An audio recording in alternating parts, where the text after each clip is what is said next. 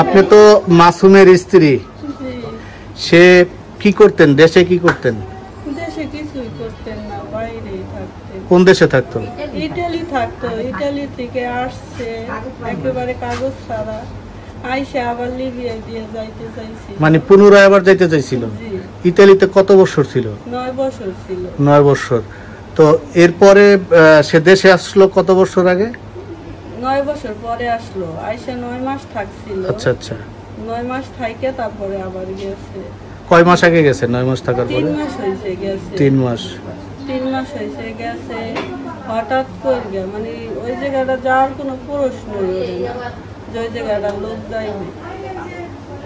একদিন হঠাৎ করে রাত্রে 3টার দিকে ওদের নিয়ে গেছে শুনছি আমি।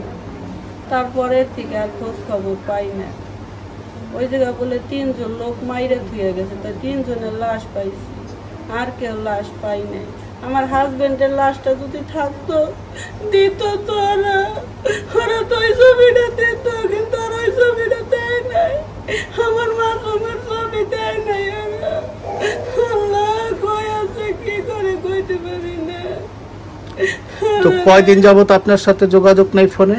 আমার সাথে ফোনে যোগাযোগ নাই 12-13 দিন ধরে। 12-13 দিন। লাস্ট মানে এই ঘটনা ওইখানে 6 তারিখে রাত্রে হয়েছে। ওইখানে গুলির ঘটনা করছে 6 তারিখ রাতে? রাত্রে, হ্যাঁ। তো কি জানতে পারলেন ওইখানে? আমি কিছুই জানতে পারলাম না। আমার স্বামী বাইসে আছে না মইরা আছে, না কোথাও আছে, হসপিটালে আছে, জানি না। কোথাও জানি না। কেউ যদি সন্ধান থাকে আমার হাজবেন্ডের ছবিটা অন্তত পাইতাম। আল্লাহ মনেরে বুঝতে তো, আমার হাজবেন্ডের ছবিও পাই নাই। আল্লাহ রে। তো এখন আপনারা কি চাচ্ছেন? ধরেন মানে সে জীবিত বা জীবিত আছে না মৃত আছে, আমার হাজবেন্ডের একটু খোঁজটা পাই, আপনাদের কাছে চাই, জানি আমার হাজবেন্ডের একটু খোঁজ আমি দেখতে পারি, এইটাই চাই। তো আপনার কয় সন্তান? আমার একটা মেয়ে। এ কি পড়াশোনা করে? জি। কিসে পড়াশোনা করো? 5। এভাবেই কিন্তু পথে বসে আছে মাসুমের স্ত্রী, পরিবার, পরিজন।